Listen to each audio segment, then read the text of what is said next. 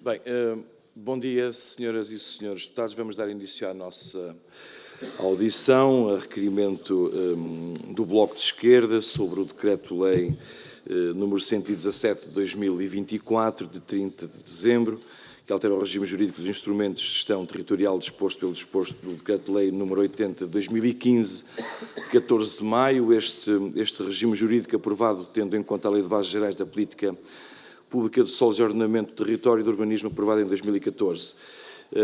A nossa audição começa hoje de manhã com a Associação Sistema Terrestre Sustentável, com a presença do Sr. Presidente Francisco Ferreira. Depois teremos de seguida a Associação Rede H e às 11 horas a Sra. Arquiteta Helena Roseta, de acordo com a solicitação do requerimento do Grupo Parlamentar do Bloco de Esquerda.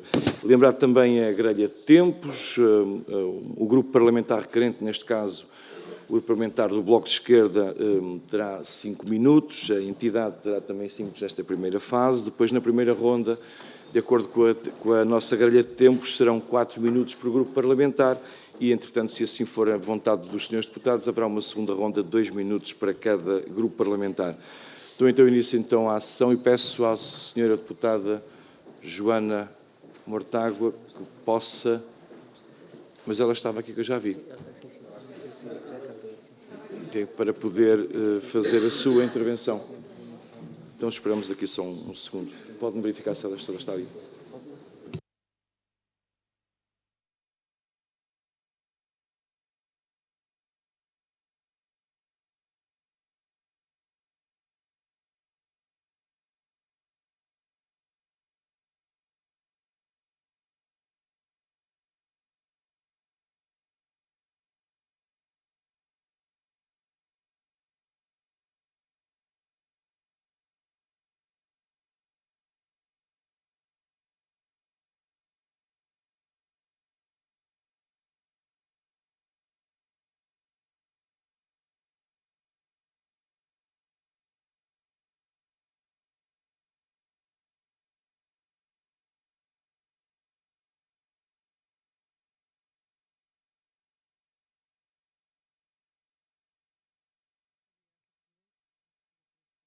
De preparativo. Para nós é muito importante ouvir um conjunto de organizações para o Bloco de Esquerda que podem ter uma perspectiva sobre o ordenamento do território que nos ajude a perceber os impactos desta alteração provocados pelo Decreto-Lei 117 de 2024, sobretudo nas questões do ordenamento do território e dos riscos ambientais. Há duas questões que têm sido levantadas como as grandes motivações para a aprovação desta lei. Uma tem a ver com a disponibilidade ou a falta de disponibilidade de solos urbanizáveis, que justificaria a reclassificação de solos não urbanos, ou de solos que hoje não estão destinados à construção, por uma falta de solos para construção. Ora, todas as informações que nós temos dão nota de que em Portugal existe uma enorme quantidade de solos urbanizáveis disponíveis e, portanto, solos em que podiam estar a ser utilizados para construção, que já têm, muitos deles até, infraestruturas ou estão muito próximos de zonas infraestruturadas e onde não há construção. Minha primeira pergunta é se têm noção da dimensão da construção que seria possível ainda fazer sem uma reclassificação em massa ou outra que resulte deste decreto-lei, ou seja, com os instrumentos de ordenamento do território atualmente em vigor. A outra questão tem a ver com a disponibilidade de habitações já construídas, portanto, de habitação vaga. Que tipo de instrumentos é que poderiam favorecer a ocupação de habitação que hoje está vaga e que poderia cumprir a sua função social? Eu aqui não estou a falar de segundas habitações, estou a falar de habitação devoluta, de prédios que estão devolutos. As outras questões que tinha para colocar prendem-se com a proteção do território, nomeadamente da Reserva Ecológica Nacional e da Reserva Agrícola Nacional. Sabemos que o decreto tem determinadas salvaguardas, no caso da REN não permite a construção em áreas consideradas mais sensíveis, mas o próprio parecer da Associação Nacional de Municípios alerta para a permissão de construção em áreas estratégicas de infiltração e proteção de recarga de aquíferos, áreas de elevado risco de erosão hídrica do solo e áreas de instabilidade de vertentes. E eu gostava que se pudessem explicar ou traduzir o que é que significa a construção nestas áreas e que consequências é que a construção nestas áreas pode ter. Relativamente à Reserva Agrícola Nacional, há uma informação também que não gostava que confirmassem, não sei até que ponto é que ela é verídica ou que pode ser relevante para este caso, que é, embora os terrenos com maior capacidade de uso agrícola estejam excluídos da possibilidade de construção, também é verdade que a maior parte da produção agrícola do país está concentrada em terrenos de baixo uso agrícola e que, portanto, na verdade, esta reclassificação pode, independentemente da classificação ou não dos solos como de elevado uso agrícola, pode afetar a produção agrícola nacional. Uma última questão tem a ver com a permissão de construção em áreas protegidas. Também para percebermos que nível de salvaguarda é que existe ou não da construção em áreas protegidas, nomeadamente no que toca a objetivos de conservação da natureza. Há depois uma outra questão que está relacionada com a consolidação ou contiguidade da classificação dos solos. E, portanto, há quem considere que, desde que os solos sejam contíguos a solos já urbanizáveis ou urbanos, não haveria problema na reclassificação. O meu problema é se nós, a partir deste decreto, não corremos o risco, ou a minha questão, não corremos o risco de ter um efeito de mancha de óleo, ou seja, de alargar infinitamente, ou com potencial infinito, a área urbanizável, mantendo dentro das zonas urbanas manchas não ocupadas ou habitação não ocupada, ao mesmo tempo que vamos expandindo.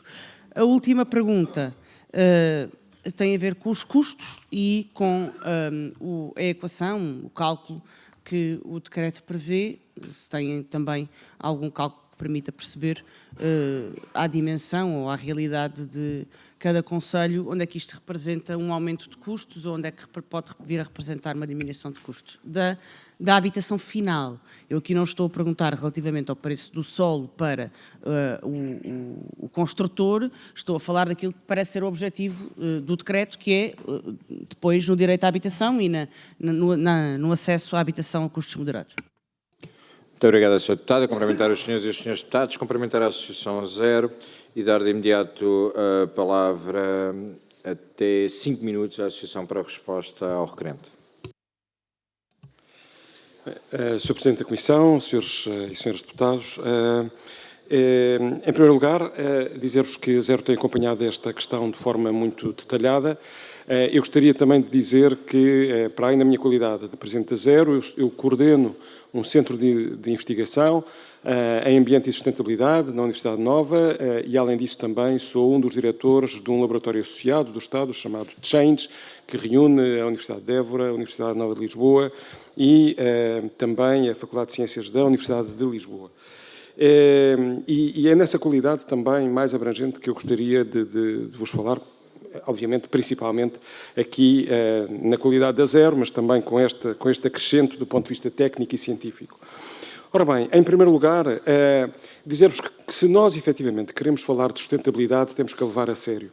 E se forem ver aquilo que muitos países fizeram com verbas do PRR, desde Itália, Espanha, outros países, o que fizeram foi uma aposta enorme naquilo que é a reabilitação, naquilo que é a remodelação de áreas urbanas para a habitação. Ou seja, não se construiu mais remodelou-se sim o existente. Se nós falamos de economia circular, é isso que temos que fazer.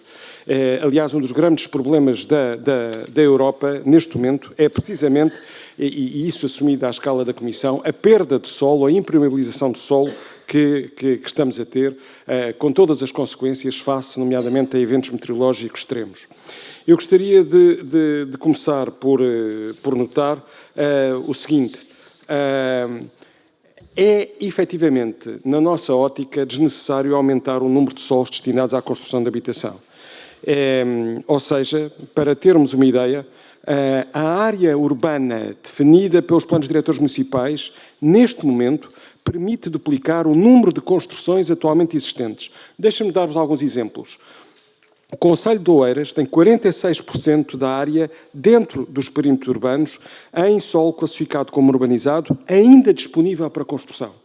Vamos à Águeda, 56%, no Vimioso, 52%, em Arraiolos, 35%. Ou seja, estes dados são dados que estão presentes, nomeadamente, no relatório que foi apresentado recentemente do Estado do Ordenamento do Território, e acho que é fundamental começarmos por aí. Fazer uma avaliação técnica e científica daquilo que são as disponibilidades neste momento existentes. Segunda questão, temos ou não muitas habitações vagas que devem ser colocadas no mercado? Sim, de acordo com o INE, em 2021, nós temos 723.215 alojamentos vagos, representando 12,1% do total. E, obviamente, e se olharmos então, devo dizer que este é o terceiro maior valor da OCDE, dos países da OCDE, depois do Japão e da Espanha. E se considerarmos então a segunda habitação, ou melhor, se considerarmos segundos, terceiros alojamentos, Portugal na OCDE tem o recorde de 30,6% de alojamentos vagos. Portanto, nós temos sim uma política fiscal que falha em ocupar aquilo que nós neste momento temos. Do ponto de vista ambiental, é dramático eu estar a querer fazer mais ocupação quando tenho esta disponibilidade. Outra coisa importante também é que, se olharem para os dados do relatório de Estado de Ordenamento de 2024, curiosamente, a maior parte a percentagem de solos rústicos até aumentou em 0,2% e houve dezenas de municípios que não alteraram a sua área de solo rústico. Então, vale a pena agora questionarmos sobre a questão da Reserva Ecológica Nacional. Nós achamos que é completamente incompreensível que se diga, bem, eu tenho determinadas zonas onde não posso construir, porque são as mais sensíveis, então vamos lá ver as que ficam de fora, aquelas que são consideradas pelo Decreto-Lei, comparando o Decreto da Reserva Ecológica Nacional existente e a exceção que está prevista agora no 117 de 2024, o que é que sobra? Bem, sobram áreas de instabilidade de vertentes, que são, aliás, a REN existe para prevenir riscos naturais. Nós falamos que, todos nós vimos o desastre de Valência. Como é que é possível eu considerar que permite construção em áreas de instabilidade de vertentes? Ora, se forem ver o diploma, não há nada, nem um apoio agrícola, só culturas agrícolas. Não há nada de construção física que seja autorizado numa área de instabilidade de vertentes. Não conseguimos perceber como é que isso é autorizado neste diploma. Áreas de elevado risco de erosão de solo. São enormes as limitações que eu tenho, se forem ver o diploma da REN, posso construir às vezes pequeníssimas áreas. E áreas estratégicas de infiltração e de proteção e recargas de aquíferos. Ora bem, é precisamente estas áreas de infiltração que são cruciais para eu ter a infiltração e não a escorrência que depois tenho com consequências enormes. Vou só concluir falando muito brevemente da REN. Na Reserva Agrícola Nacional... Terá a oportunidade na outra intervenção. Teremos que cumprir o tempo, estamos com o tempo muito apertado, são 5 minutos e 30, era até 5 minutos. Ok, com certeza. Desculpa, terá a oportunidade noutra intervenção. Sim, senhor, muito obrigado. Peço também aos seus deputados que nas futuras intervenções terei agora na primeira ronda, que tentem cumprir criteriosamente o tempo, porque temos muitas audições de manhã para que todas as entidades possam ser ouvidas condignamente. Dou de imediato a palavra ao Grupo Parlamentar do Partido Socialista. Não tenho a informação de quem vai fazer a intervenção. É o Sr. Deputado Jorge Botelho. Tem a palavra o Sr. Deputado. Peço que até 4 minutos.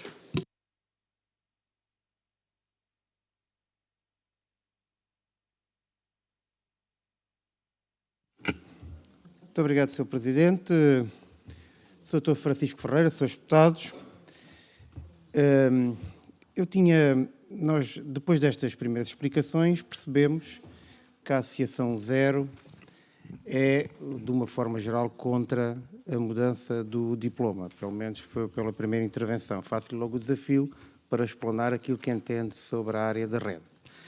A minha pergunta, ou a minha observação, tinha essencialmente a ver neste processo de auscultação de entidades sobre o 117/2024, perguntar à Associação Zero se não reconhece que na distribuição nacional dos concelhos há ou não há, que vocês conheçam, concelhos onde a área urbana é diminuta.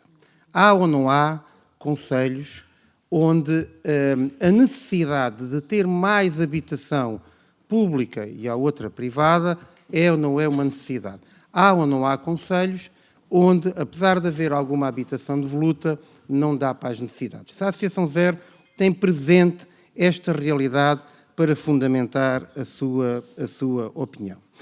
A segunda questão que gostava de colocar é, obviamente, penso que todos nós aqui estamos favoráveis a que não haja habitação dispersa. Isto é, já há bastante no país habitação dispersa, e gostava de saber o que é que a Associação Zero entende pelo princípio que está na lei da consolidação e que nós chamamos da contiguidade. Isto é, poder haver um processo de aumento do limite urbano por uma deliberação, aqui está na Assembleia Municipal, mas também vos gostava de ouvir sobre, especificamente, se reconhecem ou não às Assembleias Municipais a capacidade de pontualmente fazer estas alterações, se consideram que em determinadas áreas com conjunto de limitações, as Assembleias Municipais podem fazer estas alterações pontuais justificadas, tecnicamente justificadas, obviamente é uma deliberação política da Assembleia Municipal, mas com base técnica, sem dúvida, de acordo com os critérios da lei, se é ou não é possível ou se remetem tudo para a definição dos PDMs. E depois também se pergunta se acham que os PDMs são feitos de forma célere, isto é, eles são propostos de forma célere e se não acham que a própria monitorização e tramitação dos PDMs neste momento, na área das CCDRs, com as limitações todas da REN e da RAND, que também conhecemos e conhecemos qual é a dinâmica processual, se reconhece ou não que o processo tem ou não tem entraves, se o processo consegue-se fazer de uma forma rápida e célere, dependendo da competência técnica que é contratada. Na prática, eu gostava que nos pudessem dizer qual é a vossa apreciação sobre o 117. E se entendem claramente que a legislação atual resolve o problema da habitação. E, en passant, se puderem também fazer esta avaliação, o que é que esta legislação tem a ver com a edificação de casas no âmbito do PRR, na vossa opinião? Porque uma das justificações para esta alteração é edificar habitações que estão previstas no PRR, as 26 mil que já estão em construção ou em planeamento e as 27 mil que o Governo, penso que é 27 mil, que o Governo anunciou que ia construir.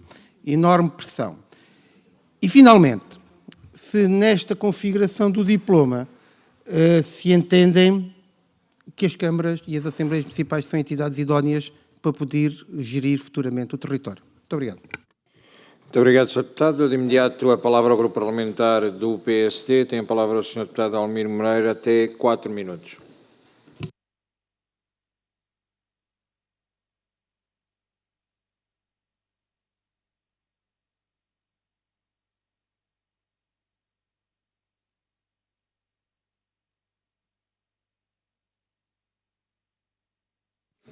Cumprimentar também o Sr. Presidente da Zero. Em primeiro lugar, dar aqui uma referência que é evidente para todos, e todos os portugueses e portuguesas sabem, que existe em Portugal falta de habitação. Portanto, é evidente para todos nós, penso que ninguém nesta sala poderá contrariar isso. Assim como é evidente que a falta dessas habitações, ou seja, a falta de oferta, faz aumentar os preços, naquela razão básica de uma lei económica da oferta e da procura. Assim como também nos parece a todos evidentes que fazer sempre a mesma coisa e esperar resultados diferentes é aquilo que toda a gente no nosso comum vocabulário diz é uma grande estupidez. E por isso é que nós estamos aqui neste ponto. Porque, e a questão também vai para o Sr. Presidente da Zero, quando refere que os municípios ou as decisões municipais podem ser arbitrárias e divergentes, dizer-lhe que o que esta lei prevê, tudo o que esta lei prevê, pode-se fazer com uma revisão do PDM. A única diferença, digamos assim, substancial, é que a revisão de um PDM demora entre 7 a 10 anos, consome recursos que a maior parte dos municípios não têm e, portanto, estaríamos, no fundo, aqui a dizer que estávamos a querer resolver um problema atual, mas que só poderíamos resolver daqui a 10 anos, porque teríamos que rever os nossos PDMs nos municípios onde há, efetivamente, falta de áreas urbanas, de terrenos urbanos, e estamos a dar às Assembleias Municipais, às Câmaras Municipais, com base num parecer técnico, a capacidade de poderem alterar os seus solos. E por isso, a questão principal que lhe coloco é mesmo esta. Considera que os municípios, as Assembleias Municipais e os pareceres técnicos que terão obrigatoriamente de ter, não têm essa competência, não são os municípios que conhecem melhor os territórios, porque, no fundo, o que nós estamos aqui é dar um primeiro passo para tentar resolver estes problemas, que esperemos que possa ser, que contribuir para a resolução dele, e também continuar um processo de descentralização, porque também se trata de um processo de descentralização. E para terminar, colocava-lhe também uma questão. Tendo em conta os números públicos que se conhece das necessidades de habitação, que são necessários em termos de alojamentos familiares, nós diríamos, ou o Governo diria, que já ouvi o Sr. Ministro Adjunto e da Coesão Territorial várias vezes referir, que se a lei de facto tivesse os resultados que são esperados, poderíamos estar a falar de construir cerca de 100 mil alojamentos por ano. Portanto, num prazo de 5 anos, 500 mil alojamentos. Eu gostava de lhe perguntar se tem noção de qual a percentagem que representavam a construção destes alojamentos em termos do espaço, do território, da área geográfica disponível que temos neste momento em área rústica. Muito obrigado. Muito obrigado, Sr. Deputado. De imediato, a palavra ao Grupo Parlamentar do Chega, o Sr. Deputado Francisco Gomes. Tem a palavra, Sr. Deputado, até 4 minutos.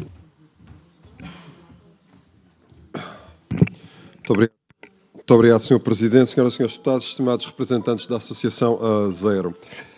A crise da habitação em Portugal é uma realidade inegável. Está amplamente diagnosticada e há anos que se conhece a dimensão do problema. Faltam casas acessíveis para a esmagadora maioria da população, os preços de compra e de arrendamentos subiram para níveis insustentáveis e as famílias sentem-se, como bem sabemos, como estrangeiras no país que é, por direito, o seu país. Esta situação já ultrapassou há muito o limiar do aceitável e o Estado não tem mais o direito de limitar-se a apenas identificar o problema e as suas causas. É urgente dar passos concretos na direção da resolução deste problema. E sem esse empenho consequente, e a palavra é esse, consequente, o direito à habitação continuará a ser uma promessa quando, na realidade, é um direito, e é um direito fundamental, um direito humano fundamental, constitucionalmente consagrado. Esta nova lei dos solos, que nós estamos a discutir, procura dar uma resposta a esse problema. Não é uma lei perfeita, mas é um esforço claro de enfrentar uma situação que se tornou inadiável. Durante décadas, governos anteriores ignoraram o problema e a crise habitacional. As políticas públicas foram, no mais reforçado eufemismo, tímidas e desarticuladas. Na realidade, a negligência foi enorme. Com a proposta do Governo, assiste-se a uma tentativa de inverter este rumo, de inverter o rumo. Não resolve todos os problemas, mas é um início. É um início. E isso mesmo merece, tem de ser, em nome da justiça, sublinhado. Ainda assim, é curioso observar as reações de alguns partidos a esta proposta que eu não posso deixar passar. São os mesmos que, durante anos, pouco ou nada fizeram pela habitação.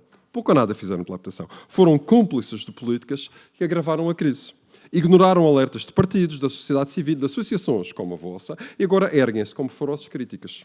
Esta atitude é incoerente. E é incoerente, ainda mais evidente esta incoerência se torna quando analisamos, por exemplo, o património imobiliário e verificamos que muitos são detentores de vastos imóveis que permanecem subutilizados. Nunca os colocaram ao serviço da população, apesar de exigirem isso de outras pessoas. Além disso, não é segredo nenhum, que alguns têm um registro pouco limpo, digamos, em matéria de especulação imobiliária. E este tipo de contradições minam a confiança da população nas instituições e revelam falta de compromisso genuíno com a resolução deste problema habitacional. Mesmo assim, é importante não perder de vista a proposta do Governo. Para o Chega, a prioridade é garantir que a lei seja aplicada com transparência, com coerência, com uniformidade. Não pode haver diferenças nos critérios.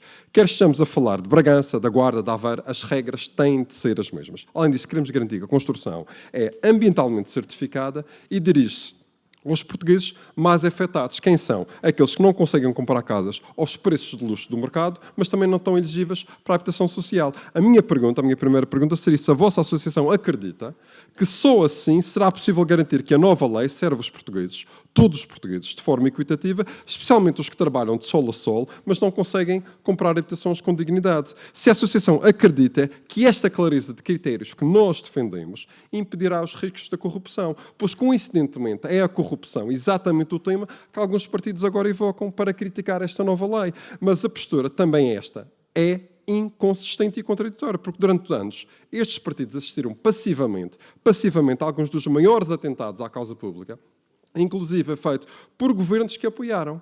Agora tentam travar uma proposta que pode ajudar a resolver um problema que existe e reverter uma crise que o país enfrenta à custa de um atestado de corrupção que se quer passar aos autarcas de norte a sul do país em ano de eleições. E não podemos ser alheios a isso.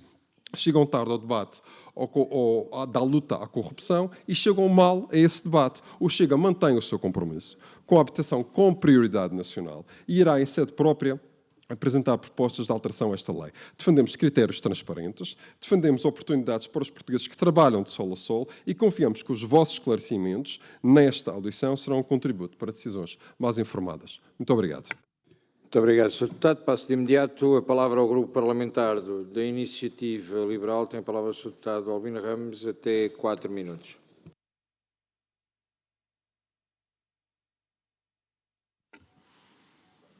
Obrigado. Obrigado, Sr. Presidente.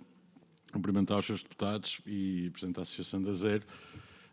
Farei uma intervenção muito rápida. As minhas questões prendem-se, sobretudo, com uma curiosidade genuína em perceber aqui alguns dos argumentos e a melhor forma de nós olharmos para eles no futuro. Dito isto, começando pelas áreas REN e áreas REN. Uma parte considerável dos solos rurais são pobres do ponto de vista agrícola.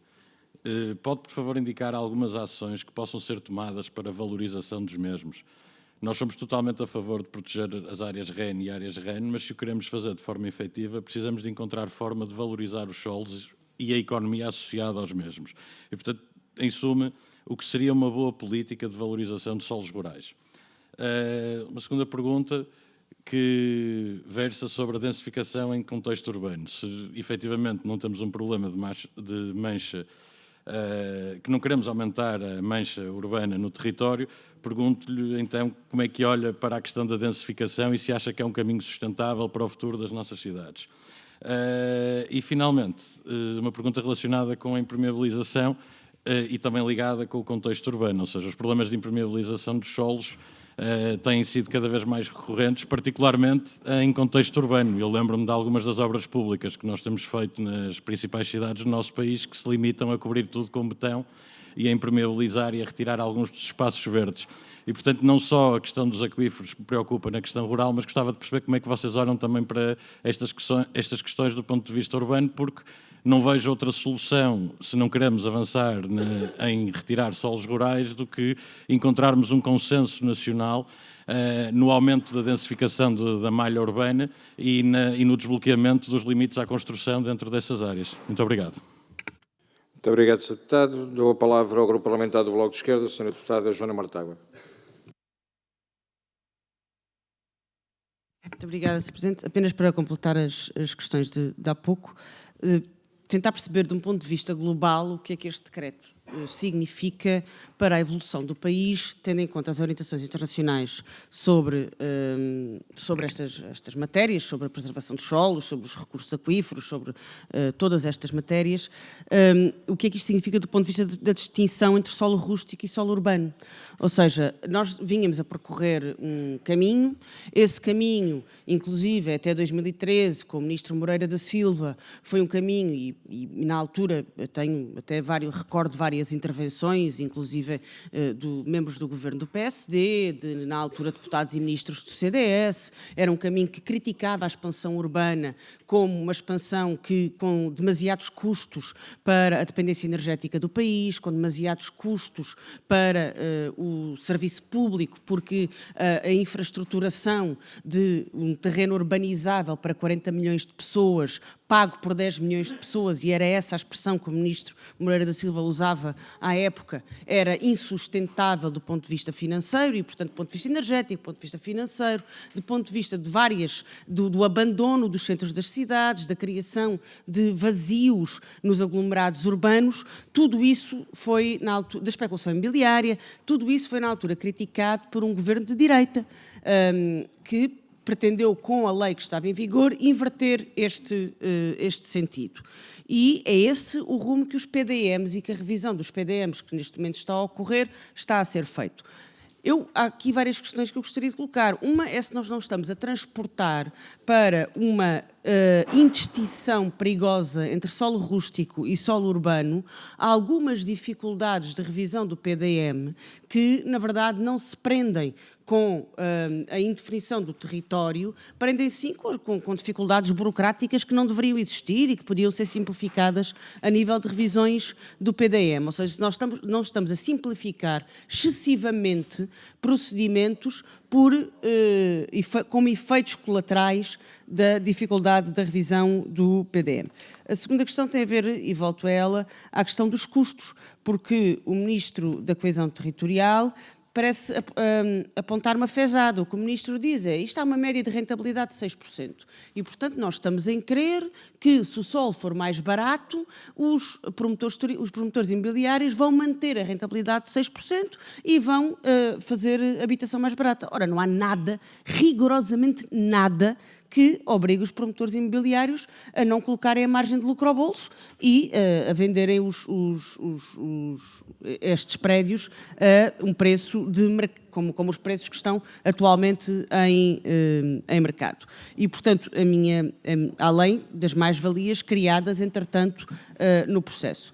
E, portanto, volto a questionar sobre a questão dos custos finais da habitação, que se nós estamos, de facto, perante uma medida que pode, de forma definitiva, pressionar para baixo os custos da habitação, ou se não temos qualquer garantia para isso, ao mesmo tempo que colocamos em risco o ordenamento do território. Muito obrigado, Sra. Deputada. Não estando presente, ou consigo aferir, o Grupo Parlamentar do Partido Comunista Português, passo de imediato ao Grupo Parlamentar do LIVRE. Tem a palavra a Sra. Deputada Filipa Pinto, até 4 minutos.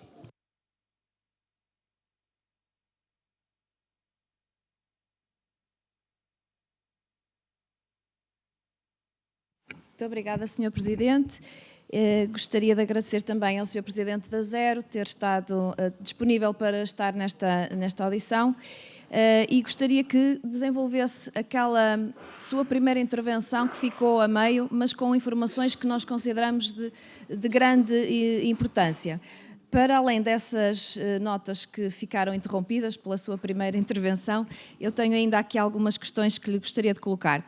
E, portanto, também já vimos ontem na audição que tivemos com os municípios que é sabido que há uma grave crise habitacional, tenderá a agravar-se em 2025 e é uma crise à qual o Governo não está a dar resposta, mas está a procurar algumas formas de tornar o problema resolvido de uma forma, se calhar, menos clara como aquela que nós estamos a tratar hoje. Se reconhecemos que esta crise e a necessidade de a resolver, reconhecemos igualmente que a solução não passa unicamente por expandir áreas urbanas e construir mais, alimentando a especulação imobiliária e atentando contra o ambiente. A alteração ao regime jurídico dos instrumentos de gestão territorial, conhecido como a Lei dos Solos, é criticada transversalmente por especialistas na área, alguns dos quais estamos hoje aqui a ouvir, que a consideram um retrocesso ambiental e urbano. Os dados do INE revelam que Portugal não tem falta de infraestruturas para a habitação e que parece não haver uma necessidade assim tão premente de nova construção que vá insuflar ainda mais a bolha imobiliária. No panorama geral, sabe-se que as carências habitacionais quantitativas existentes em Portugal rondam os 137 mil alojamentos, só contando com aqueles que estão capazes para uso imediato, há alojamentos vazios mais do que suficientes para suprir as carências habitacionais correntes. Um outro relatório de 2024 da OCDE refere que Portugal é o terceiro país com maior número de fogos por 1000 habitantes, a seguir a Itália e a França. É importante notar que 70% dos solos em Portugal estão degradados e estão cada vez menos saudáveis. Esta alteração ao regime jurídico dos instrumentos de gestão territorial pode comprometer seriamente a visão integrada do território e o seu ordenamento, indo contra orientações estratégicas e legislação da Comissão Europeia, como o Pacto Verde Europeu e a Lei do Restauro da Natureza. Neste contexto, agradecemos a vossa presença para nos ajudarem a compreender melhor as implicações desta alteração legislativa e a discutir soluções mais adequadas para enfrentar a crise habitacional, sem comprometer o futuro ambiental e urbano de Portugal. Por isso, temos então algumas questões que gostaria que a Zero conseguisse, se tiver tempo, responder. A Zero já fez saber que considera esta alteração e promulgação errada. Concordamos, o LIVRE concorda. Como avaliam o impacto que esta alteração ao RGIT irá ter na preservação das áreas estratégicas de infiltração, já faladas aqui, proteção e recarga de aquíferos, considerando que estas não estão explicitamente excluídas da reclassificação em solos urbanos? Quais são as vossas principais preocupações relativamente à potencial reclassificação de áreas da Reserva Agrícola Nacional que não possuem aptidão muito elevada ou elevada para uso agrícola, deixando todas as outras disponíveis para tal? De que forma pensa a Zero que esta alteração pode comprometer os objetivos estabelecidos pelo Pacto Verde Europeu e pela Lei do Restauro da Natureza? Existe, na vossa opinião, forma de compatibilizar a flexibilização da Lei dos Solos com o Plano Nacional de Restauro? Que tipo de decisões governativas sobre o território pensam que o relatório do Estado de Ordenamento do Território deve informar? Que reformulações devem ter estes relatórios para que sejam verdadeiros instrumentos para a implementação de um modelo de governação consequente para a consolidação de uma nova cultura territorial? E, finalmente, especialistas já vieram dizer que a transição de solos rústicos para urbanos aumenta as emissões de carbono, tanto diretamente pela destruição de vegetação que sequestra CO2, quanto indiretamente pelo incentivo ao transporte rodoviário em áreas anteriormente preservadas. Mais disseram que essas alterações contrariam os compromissos internacionais assumidos por Portugal, como as metas de neutralidade carbónica e os objetivos da União Europeia em biodiversidade e uso sustentável dos solos. Partilham desta opinião?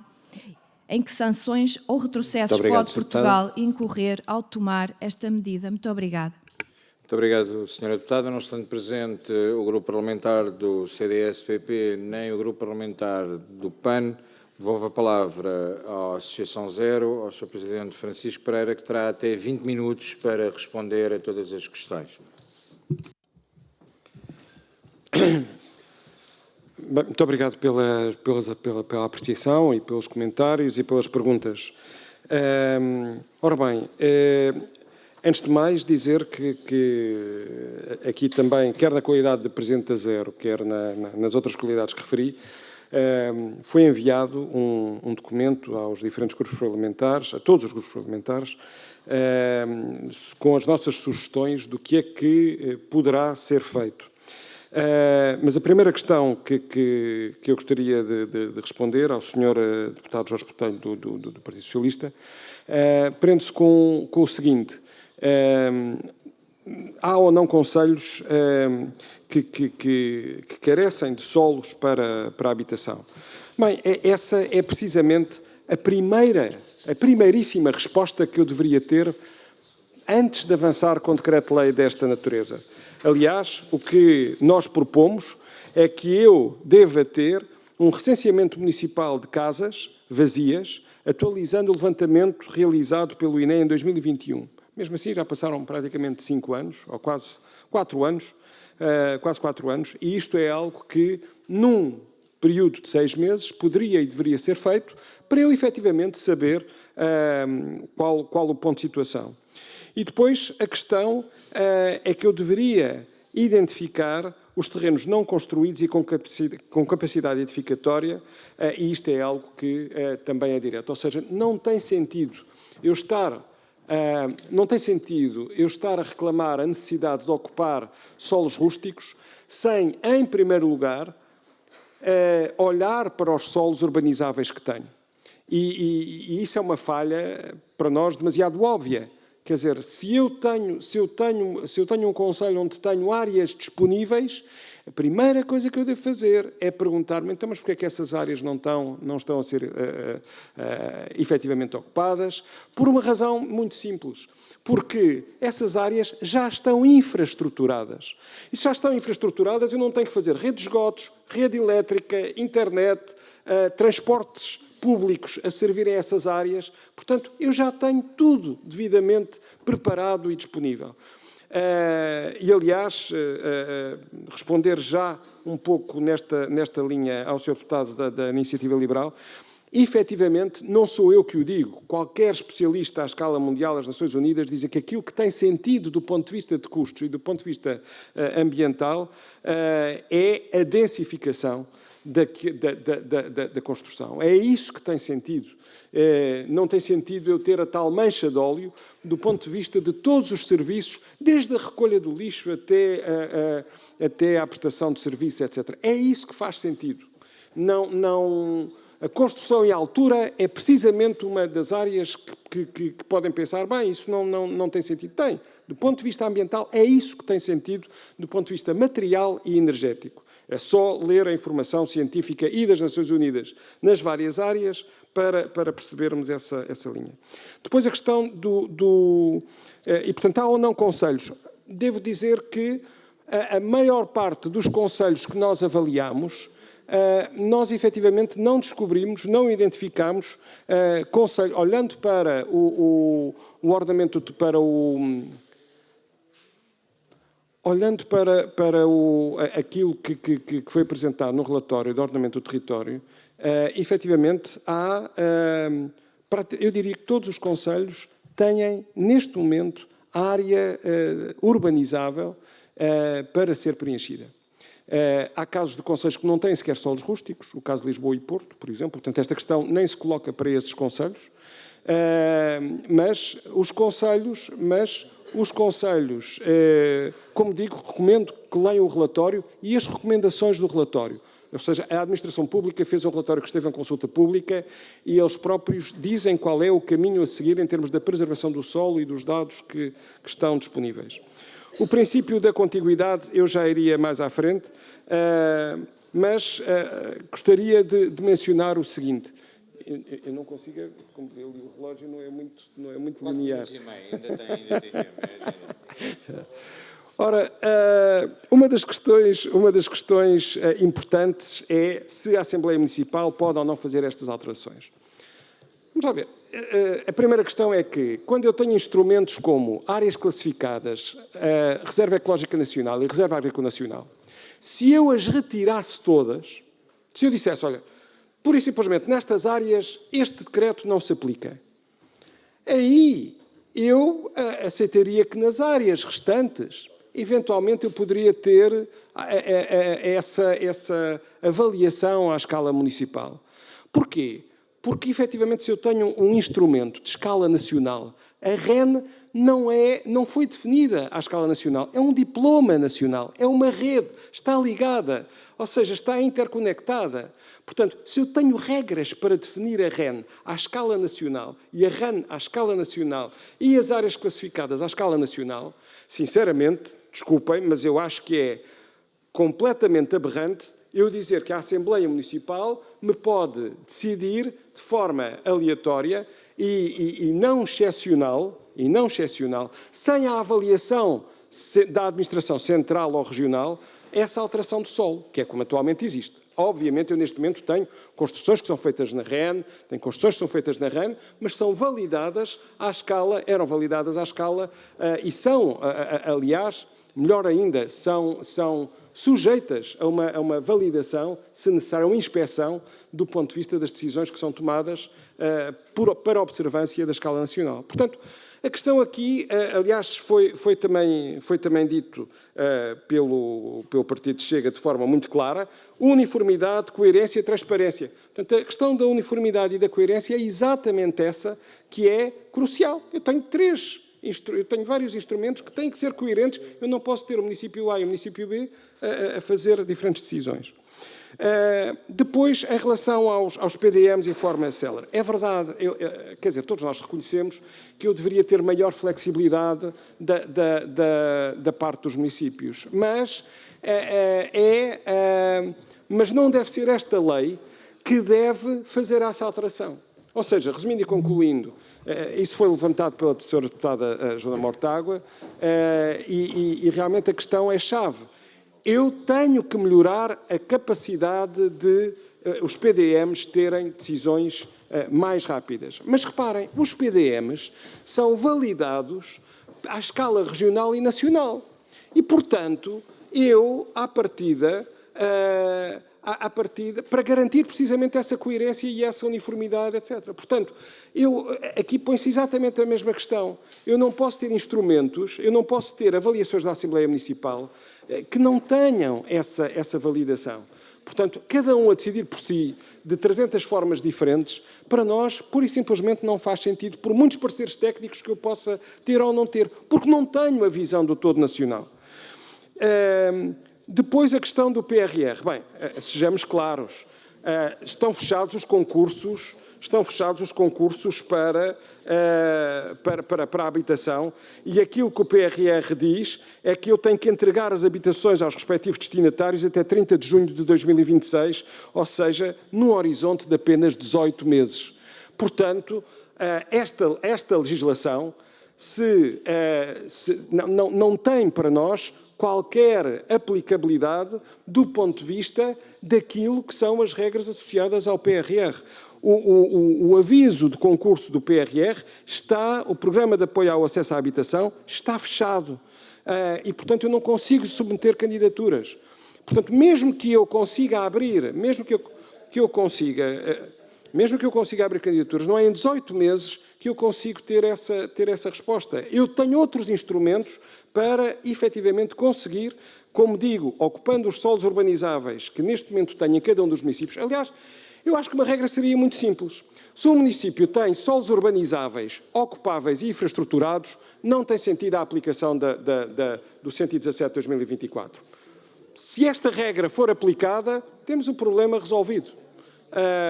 Porque estamos a usar a hierarquia de princípios que deveria estar a utilizar. Se as Assembleias Municipais e as Câmaras são entidades idóneas, eu tenho toda a confiança no poder local, mas, mais uma vez, acho que há aqui a questão da uniformidade. Por alguma razão, nós temos uma rede de áreas protegidas e essa classificação é feita à escala nacional. Não é há as redes locais, mas um parque natural é decidido à escala nacional, uma reserva natural é decidida à escala nacional, a rede Natura é decidida à escala europeia. Portanto, não tem sentido eu ter aqui um nível local a sobrepor-se a essa escala. Relativamente às questões colocadas pelo Sr. Deputado Almir Moreira, do PSD, a questão dos preços da habitação. Bem, realmente é só ver, quando a lei foi apresentada e foi explicada, é só ver a perspectiva dos empreendedores imobiliários sobre o que é que acontece aos custos dos solos. É só ver os custos, é só ver o preço dos solos rústicos, atenção, não necessariamente, não de REN nem de RAN, muitas vezes, mas de solos disponíveis, por exemplo, para ocupar com centrais fotovoltaicas. A partir do momento em que há uma intenção de eu colocar lá uma central fotovoltaica, pronto, um solo dessa natureza, o preço passou a ser completamente diferente. Portanto, não tenhamos ilusões, e se quiserem essa apreciação de vários promotores na área das renováveis é direta. E, portanto, a questão, a partir do momento em que eu tenho uma apetência para a habitação, não tínhamos dúvidas. Quer dizer que eu não vou ter especulação imobiliária é estarmos noutro mundo. E, portanto, em relação à competência, a questão dos 500.000 alojamentos, quer dizer, como nós, aliás, aproveitámos para referir, nós temos uma disponibilidade de alojamentos vazios de 723.215 alojamentos vagos. Portanto, se eu tenho esta disponibilidade apresentada pelo INE, quer dizer, e volto a dizer, e se outros governos na Europa, eu gostaria, aliás, de salientar a Itália, em que colocou... Porque o que é que tem sido feito? O que tem sido feito em muitos países, e posso dar o exemplo da Dinamarca, da Itália, e não sei se a Alemanha, se a Suécia, onde eles fizeram, pura e simplesmente o regime fiscal para quem tem habitação vaga foi de tal forma penalizador que ela foi colocada no mercado. E, portanto, isso é algo que é, sim, verdadeiramente estruturante. E, portanto, em relação aos preços da habitação, é sob uma reforma fiscal imediata que eu deveria ter um plano de emergência em relação à questão da fiscalidade e à presença destas habitações vagas que eu deveria intervir. Relativamente à questão do direito à habitação e do esforço claro, que foi mencionado pelo Sr. Deputado Francisco Gomes do Chega. Bem, repare, a questão... eu não percebo como é que esta questão da especulação imobiliária é diferente de corrupção. Mas não tenhamos dúvidas que a especulação imobiliária vai acontecer neste quadro e o direito à habitação, eu posso, efetivamente, como digo, numa lógica de emergência face à habitação vaga que tenho, agir. Depois, portanto, a questão da corrupção que foi colocada, se eu teria mais corrupção ou não, sinceramente, a questão da especulação é sempre um eventual aliado da corrupção. Mas mais do que a corrupção, a questão que nós levantamos é a questão dos preços e da especulação. Em relação à questão dos solos pobres e da REN, que eu não tive a oportunidade de dizer, bem, e antes ainda da própria REN, as 3 áreas que estão excluídas da REN, senhores deputados, digam-me lá onde é que... Outro dia nós tivemos esta conversa, aliás, com a senhora Ministra do Ambiente e da Energia, que foi... e ela disse-nos, aquilo que está excluído da REN são, obviamente, áreas onde ninguém vai construir. Ninguém vai construir numa zona de vertentes instáveis. Então, se ninguém vai construir, porquê é que eu abro, porquê é que eu o permito? Ninguém vai construir em zonas de enorme risco de erosão. Então, mas porquê é que se eu comparar o que está escrito no decreto da REN como classificação e as exceções encontradas, sobram 3 coisas. E podemos, eu não vou perder tempo a ler, mas só há 3 coisas que não estão na exceção. Digam-me na exceção onde é que está lá que eu não posso construir nas zonas de elevada, de vertentes instáveis. Não está lá na exceção. Não está na exceção.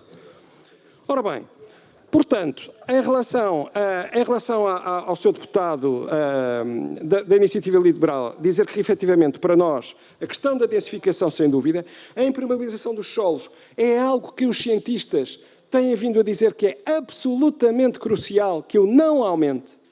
Volto a dizer, os senhores deputados são responsáveis, e todos nós somos responsáveis, os autarcas, o governo, para que eu não tenha situações como aquelas, e isso diz respeito, obviamente, a eu espalhar em mancha de óleo ou à gestão daquilo que eu já tenho construído para acidentes como tive, ou para eventos, para as consequências de eventos extremos como tive em Valência. Mais uma vez é ver só agora, só aquilo que eu já tenho construído em leite cheia é absolutamente avassalador. E, portanto, só isso justifica que eu tenha uma atenção grande e por isso é que eu tenho planos de adaptação climática que todos os municípios já deveriam ter prontos desde fevereiro de 2024 e também de redução de emissões. E depois dizer o seguinte, as orientações internacionais são efetivamente estas, de eu não aumentar a impermeabilização. O deputado Jorge Moreira, quando foi ministro, o doutor Jorge Moreira, o engenheiro Jorge Moreira da Silva, teve um conjunto de posições com as quais nós nos solidarizamos completamente em relação a esta área. E, portanto, não tenhamos dúvidas, e ele agora está, aliás, na OCDE, portanto, não tenhamos dúvidas que há aqui um historial que nos mostra como o caminho, do ponto de vista da sustentabilidade, que nós achamos que deve ser tomado. A outra questão é que a questão dos custos já foi falada. Eu gostava só de dizer o seguinte, só fazer um paralelismo. Como sabem, nós temos um problema grave e difícil em relação aos resíduos. E em relação aos resíduos, nós já temos vários municípios a dizerem assim: eu não tenho onde pôr os resíduos, eu preciso de mais aterros. Preciso de mais locais para colocar os resíduos urbanos que tenho. Ora, qual é a solução para isso? Diga o que disserem, mais ainda, aquilo que está escrito à escala europeia e em diretivas europeias. É eu reduzir a quantidade de resíduos que produzo. É eu investir na redução, na reutilização, na reciclagem. Não é nenhum mito. É essa a linha. E aqui é exatamente a mesma coisa. Eu tenho duas hipóteses, que é ou eu vou expandir mais a construção, ou então eu vou, pura e simplesmente, aproveitar aquilo que tenho por lógicas de sustentabilidade, por lógicas de evitar uma maior impermeabilização do solo, uma maior especulação, etc. Ora bem, os impactos na REN e na RAN, dizer-vos o seguinte: na maior parte dos municípios, uma das áreas que levou à classificação como REN, uma das maiores áreas, é precisamente a área de maior infiltração e a área de erosão do solo. E, portanto, isso é sabido e por isso mesmo é que eu as tenho lá como áreas permissíveis para a aplicação do 117 de 2024. Portanto, como digo, se excluírem a REN, ponto final, que é um instrumento nacional, se excluírem a REN, e aqui vamos para os solos menos produtivos, o que as direções europeias e o próprio relatório de Estado de Ordenamento de 2024, o que diz é que esses solos são importantes e fundamentais. E a maior parte, nós não temos muitos solos agrícolas com grande aptidão e por isso mesmo nós precisamos dos solos com média aptidão. E, portanto, os solos CH não devem ser ocupados. E esses também fazem parte da reserva agrícola. E esses são permitidos de acordo com o 117 de 2024. E reparem, se eu tenho uma emergência climática em que quero mais energias renováveis e proíbo, por exemplo, a ocupação de áreas de REN, desculpem, então, quer dizer, eu para estes efeitos também não deveria ter esse tipo de ocupação. Sr. Presidente, quanto é que me falta? 1 minuto e meio. Ok.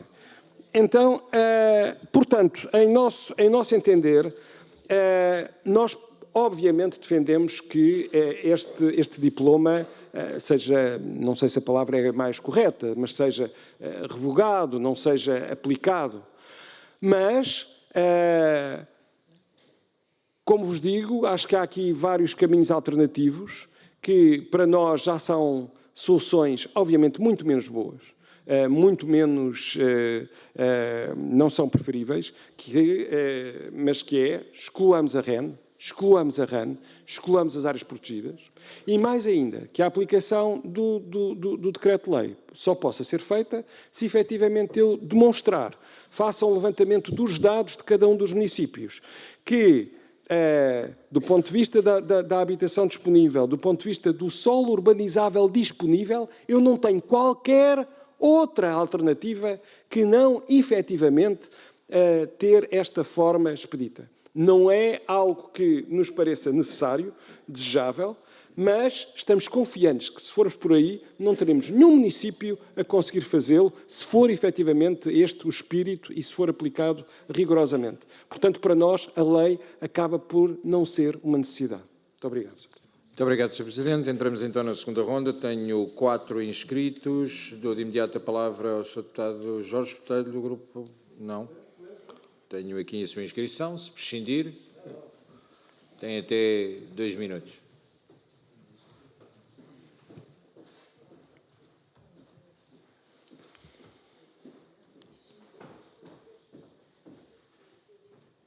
Muito obrigado, Sr. Presidente, Sr. Francisco Ferreira, Srs. Deputados.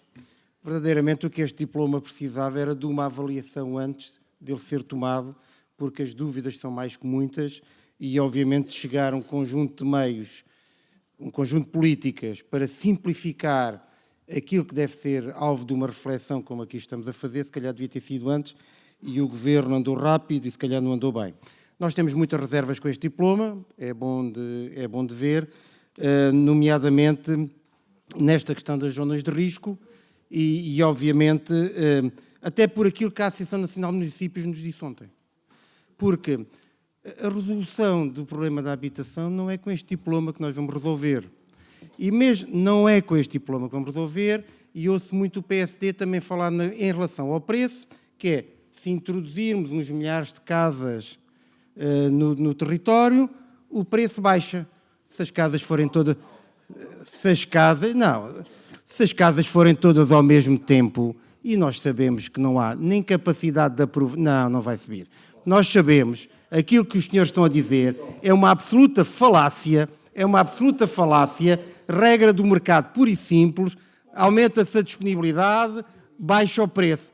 Isso não vai existir, porque as casas não vão ser feitas todas ao mesmo tempo, não há capacidade de projetistas todas ao mesmo tempo, não há capacidade de fazer projetos ao mesmo tempo e não há capacidade de construção toda ao mesmo tempo. Isso é a regra, é o mundo que os senhores vivem. Vamos permitir que o Sr. Deputado Jorge Botelho conclua a sua intervenção em silêncio. Até aqui temos cumprindo e vamos cumprir agora até ao final. Tem a palavra o Sr. Deputado Jorge Botelho e peço alguma contenção na sala. Isso é o mundo em que os senhores do PSD vivem, não é o mundo real que eu conheço. Outra situação, o que nós achamos é que o diploma, obviamente, ele existe, ele deve ser modelado. O Partido Socialista tem um conjunto de alterações, porque entendemos que é necessário habitação disponível a preços que as pessoas possam pagar em Portugal. E há que haver um caminho para isto ser conseguido. Os municípios estão com muita dificuldade, as pessoas estão com muita dificuldade, a classe média e as outras classes não conseguem pagar as casas porque os preços verdadeiramente dos terrenos estão proibitivos. Esse é o nosso chão comum, seguramente. Do resto, acho que o PSD fez aqui alguns erros, nomeadamente uma não discussão desta matéria que é muito sensível, antes do tempo a podermos compatibilizar os interesses em presença, que é disponibilizar casas que as pessoas possam pagar para que as famílias portuguesas possam viver. Muito obrigado. Muito obrigado. Srs. Deputados, as interrupções, isto funciona como no futebol. Se interrompemos o jogo, depois a seguir eu tenho que dar período de compensação e vamos dilatar o prazo. Portanto, vamos passar de imediato a palavra ao Sr. Deputado do Grupo Parlamentar do Partido Social Democrata, Gonçalo Lage. Tem a palavra o Sr. Deputado até 2 minutos e peço contenção na sala.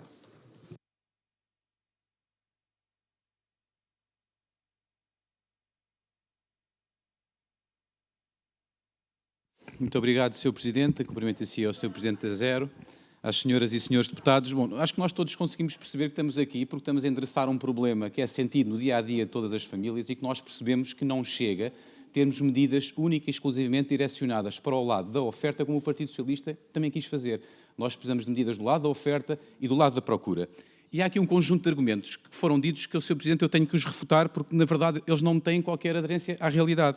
Porque quando nós falamos aqui, por exemplo, como disse o Sr. Presidente da Associação Zero, que há um conjunto bastante vasto de áreas urbanas, eu também acho que nós não estamos aqui a falar de colocar habitação dentro de uma área industrial, que também é urbana, ou não estou a falar em construir casas e prédios no meio de indústria. Eu não estou a falar, obviamente, de uma questão que possa permitir que essas áreas urbanas não sejam áreas de habitação, porque há muitas áreas urbanas, como o Sr. Presidente da Zero sabe, que não são áreas para habitação. E, portanto, aqui também há uma diferença substancial. Da mesma forma que também há, das tais 700 mil casas que refere, se calhar nós temos que criar aqui algum programa em que vamos agarrar nas pessoas e vamos mandar as pessoas todas para os sítios que o Estado acha que elas devem de ir. E dizendo assim, olha, vocês agora têm que ir viver aqui para este sítio porque ali estão 300 casas. E vocês agora têm que ir viver para ali. E depois vamos lá construir mais hospitais e vamos construir lá mais escolas porque nesse local se calhar não havia. E, portanto, vamos andar a utilizar as tais casas que o Sr. Presidente falava. Mas não temos a possibilidade de satisfazer a necessidade das famílias. E depois há um outro ponto, que eu tenho pouco tempo, mas tenho que ir já, que é um ponto que diz respeito às Assembleias Municipais. As Assembleias Municipais não decidem de forma aleatória. As Assembleias Municipais não decidem conforme lhes apetece. A lei é igual para todos. As Assembleias Municipais vão decidir conforme a lei que tem que ser aplicada em todos os municípios. Então, e já agora digam-me, então uma Assembleia Municipal pode aprovar um PDM, um instrumento vasto de gestão territorial, mas depois não pode aprovar um terreno que está ali num sítio com parecer da CCDR e com parecer das entidades para poder passar a ser um terreno para habitação? Então podem aprovar um conjunto de regras que têm um impacto direto por décadas e décadas e por anos, mas não podem aprovar um terreno. Senhoras e senhores deputados, estes terrenos, não tenham dúvidas nenhumas, estes terrenos vão ser os terrenos mais transparentes, mais escrutinados e totalmente disponíveis para consulta. Todos nós vamos saber quais são, onde são, de quem são e para que fim são. E com estes argumentos jamais poderemos vir aqui alguma vez falar em questões de especulação ou questões de corrupção, porque todos os nossos autarcas merecem também esse respeito. Muito obrigado. Muito obrigado, Sr. Deputado. Passo de imediato a palavra ao Sr. Deputado do Grupo Parlamentar do Chega, Raul Melo. Tem a palavra até 2 minutos.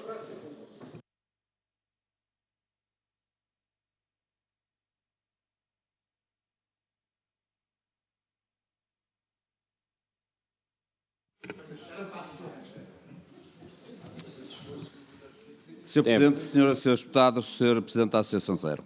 O crescimento urbano desordenado e a escassez de habitação nas grandes cidades são desafios importantes que exigem respostas urgentes. Por outro lado, o abandono das zonas do interior e a falta de infraestruturas adequadas nessa região representam um problema complementar, criando uma desigualdade territorial que compromete o desenvolvimento equilibrado do país. A recente introdução do Decreto-Lei que altera o regime jurídico dos instrumentos de gestão territorial, em especial na requalificação de terrenos rurais e agrícolas para uso urbano, procura responder às necessidades da população e parece uma solução imediata para a crise habitacional nas cidades, mas levanta questões fundamentais sobre a sustentabilidade ambiental, a preservação de recursos essenciais, como nas áreas integradas da Reserva Ecológica Nacional e da Reserva Agrícola Nacional. A hipoteca de transformação de solos REN e RAN em áreas urbanas pode levar à fragmentação de ecossistemas e à perda de biodiversidade e à degradação de recursos naturais essenciais. Além disso, no interior do país, o abandono de terrenos agrícolas e urbanos representam agora uma oportunidade para revitalizar essas regiões de forma sustentável, criando soluções que poderiam responder tanto às necessidades habitacionais como à preservação do território. Mesmo assim, é importante que as soluções encontradas sejam sustentáveis e que promovam a regeneração de áreas urbanas degradadas nas cidades e desenvolvimento integrado nas zonas rurais, evitando a pressão sobre recursos ambientais sensíveis. Sendo assim, queria lhe deixar aqui algumas questões. Que soluções ou alternativas é que a Associação Zero propõe para promover a requalificação de áreas urbanas degradadas como uma forma de aumentar a oferta habitacional sem comprometer os recursos naturais? Que estratégias consideram essenciais para garantir um desenvolvimento urbano e rural equilibrado que respeite tanto as necessidades humanas como a proteção ambiental? E, por fim, que alterações ao regime jurídico de instrumentos de gestão territorial consideram mais adequadas para enfrentar a crise habitacional nas zonas urbanas e, ao mesmo tempo, preservar os valores ambientais associados à REN e à RAN, sendo que nos parece que os mesmos já estão salvaguardados através do número 2 do artigo 72 da lei que estamos aqui a debater. Muito obrigado. Muito obrigado, Sr. Deputado. De imediato passo para a última intervenção, por parte do Grupo Parlamentar do PST, Sr. Deputado Almir Moreira. Tem a palavra até 2 minutos, Sr. Deputado. Muito obrigado, Sr. Presidente. Eu começo por, uma vez que o Sr. Presidente da Associação Zero não me respondeu, começo por lhe dizer que as 500 mil, está ligado? Que os 500 mil alojamentos que gostaríamos que esta lei pudesse levar a efeito, iriam ocupar muito menos que 1% da área rústica total que o país tem. Depois, devo dizer que fico muito satisfeito quando várias intervenções aqui referem o nosso ex-ministro Jorge Moreira da Silva. É sinal, normalmente isto acontece sempre, passado muitos anos, dão razão àquilo que nós fazíamos ao tempo e, se calhar, daqui a uns 10 anos, alguns dos que aqui estão vão fazer referência a esta lei como sendo algo positivo para o nosso país. Depois dizer que nunca se simplifica em excesso, como foi aqui hoje já dito. Nunca se simplifica em excesso quando há regulação, fiscalização e transparência, como é o caso, e por isso, se é esse o defeito também desta lei, de simplificar em excesso, ficamos naturalmente satisfeitos. Depois foi aqui pelo Sr. Presidente da Zero dito que deveríamos ter um recenseamento da habitação para tomar esta decisão. Olha, eu devo-lhe dizer, não tenho obrigação de saber, mas acabo por informar, eu fui o coordenador nacional dos censos do recenseamento da habitação e da população de 2021, na minha anterior função no Instituto Nacional de Estatística. Isso é algo completamente impensável, de fazer uma operação à medida nesta fase do calendário que estamos em intracensitário. Portanto, é algo que é irreal e irresponsável até de dizer que se poderia fazer agora, não obstante podermos ter indicadores sobre sinais de residência. E reiterar, para terminar, Sr. Presidente, reiterar que existe, de facto, sinais evidentes de falta de habitação, e um dos exemplos é mesmo um dos dados do Instituto Nacional de Estatística e do estudo do parque habitacional, que nos diz que 527.855 famílias vivem em alojamentos sobrelotados, o que representou um aumento de 17% face a 2011. Muito obrigado. Muito obrigado, Sr. Deputado. Vamos então devolver a palavra à Associação Zero, que terá até 8 minutos para conferir as respostas.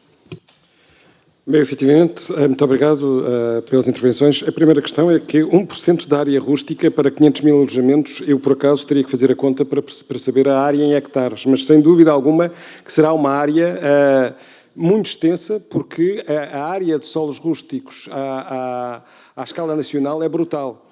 E, portanto, a área impermeabilizada, sem dúvida alguma, que será extremamente significativa.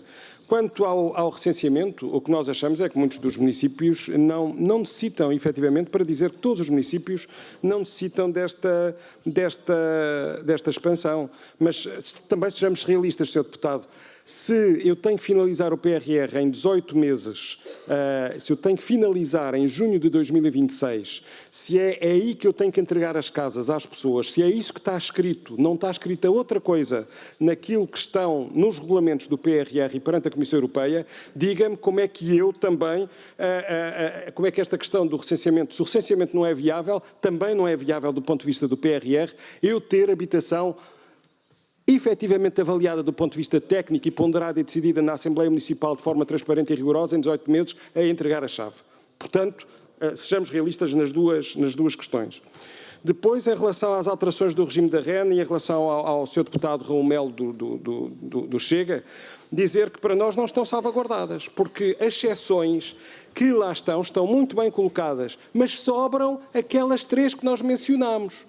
E não há razão para sobrar. É escandaloso eu dizer que posso construir, mais uma vez digo, se aquelas 3 que sobram não deveriam ser contempladas e, portanto, eu deveria pura e simplesmente ter a REN de fora, a RAN de fora e as áreas classificadas de fora.